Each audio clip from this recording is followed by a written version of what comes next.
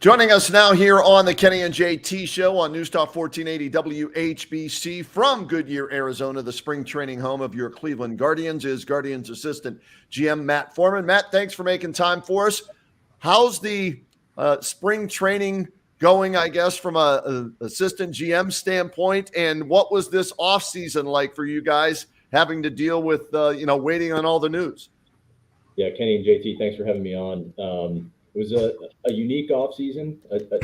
The December, January, February time period with the lockout, we had some restrictions on communicating with players, which made it unique. And since the lockout was lifted, I think the industry breathed a collective sigh of relief. Baseball's back. And, we've tried to compress what's normally 3 months of an offseason into just a few weeks.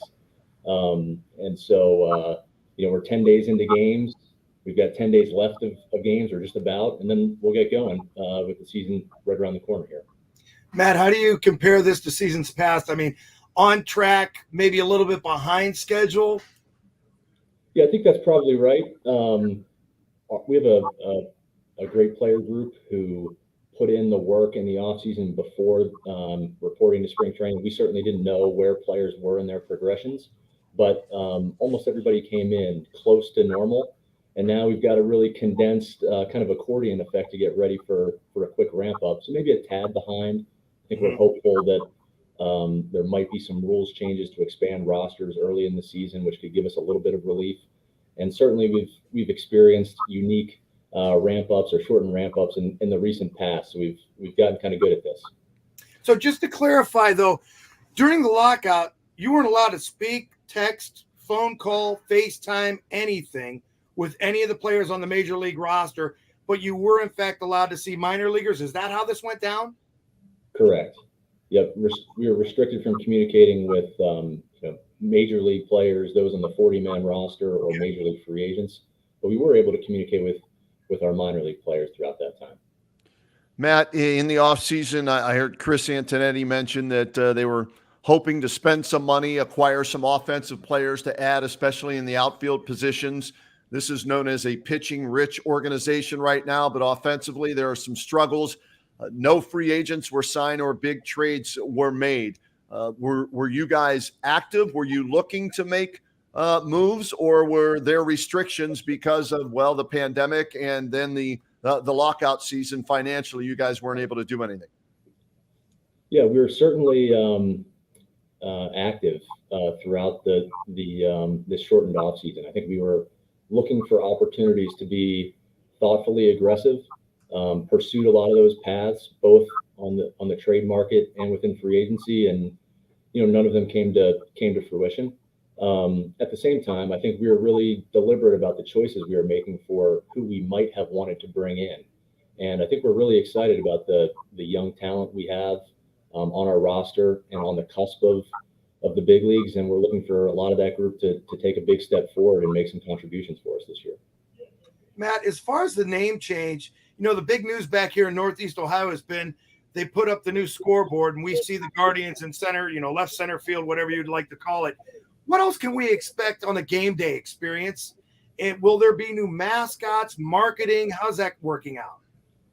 That's a good question. I'm in my position, I probably have less visibility into those plans than others. I'm looking forward to just the same as you, what those new Guardians initiatives will be. Certainly looking forward to the new uniforms, logos, and decorations across the ballpark to make the experience uniquely Guardian. One of the things, the reason I bring it up is because when we consider name changes in organizations like the Washington Commanders now, every time they think back in terms of the past history, I think they're reluctant to refer to them as the Redskins. Shall we refer to people like CC Sabathia, who just won an award in Cleveland, as a former Indian or as a former Guardian? That's a good question. I think the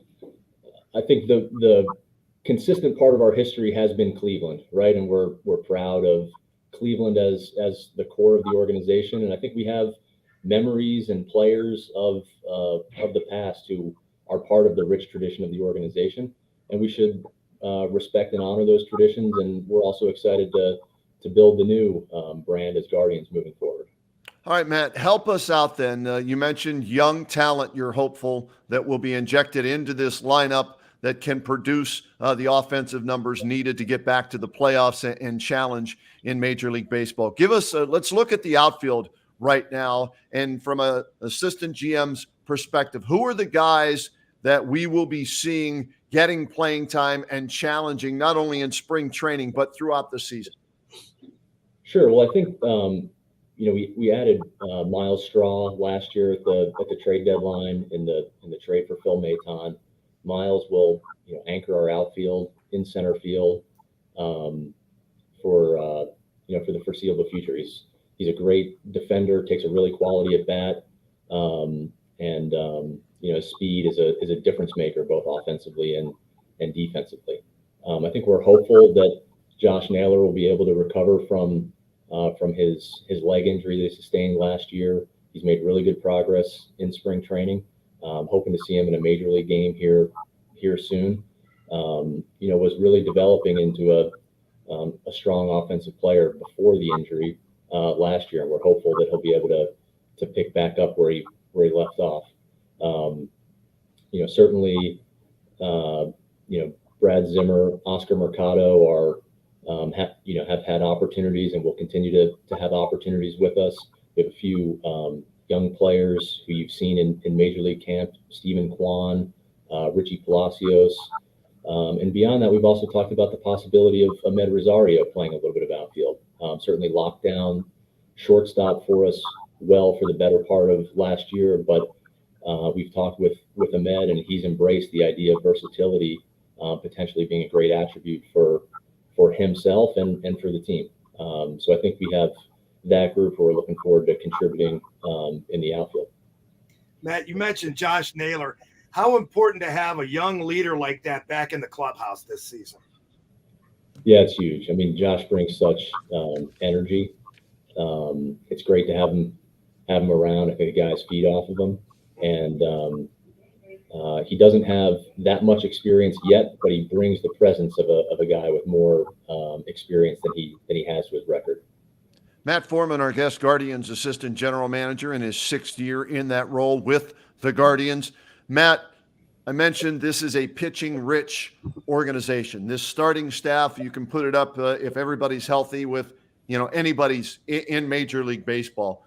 That's the exciting part of the pitching staff. What about the bullpen? Right now, we know it's Emmanuel Clase as the closer. Karinchak's going to be out for a while with the strained right shoulder, and then a bunch of other arms. I guess Mark Shapiro used to tell me, Kenny, every year going to be 1 or 2 guys that are same, and the rest of the bullpen is probably going to be different. Is that going to be the case this year?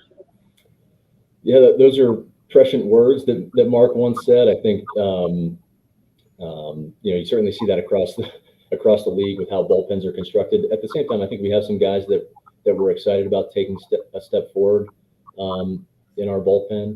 We're excited to bring back Brian Shaw. He's been a fixture of our bullpen over the last 10 years. Has been there.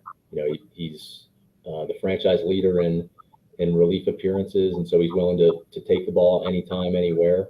And I think that solidifying presence will be big in our bullpen. He can also be a great influence on others around him in the bullpen.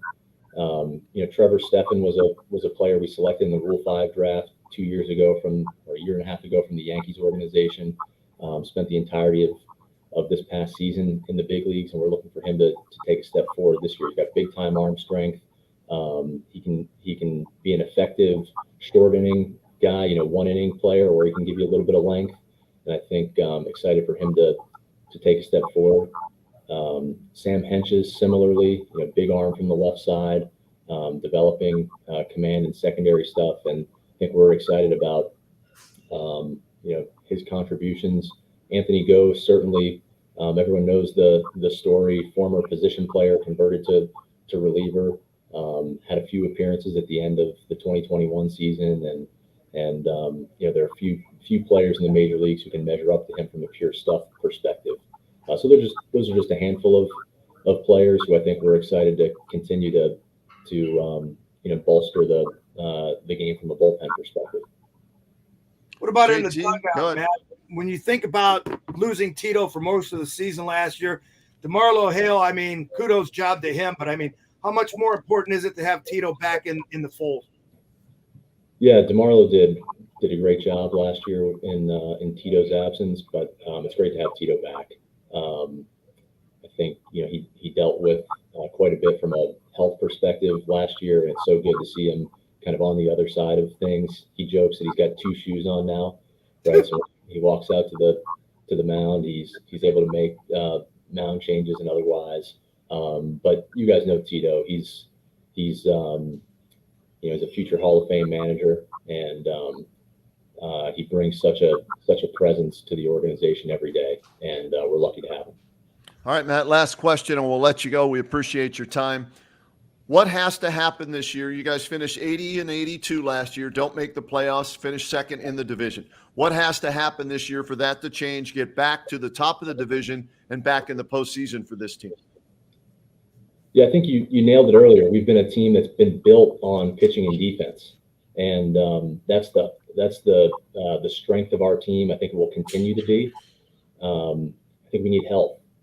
We sustained a number of injuries last year, and a lot of those happened in a short succession. They're closely condensed, and every team's going to deal with challenges and setbacks and adversity. I think we have to be able to overcome those inevitable challenges and rally together.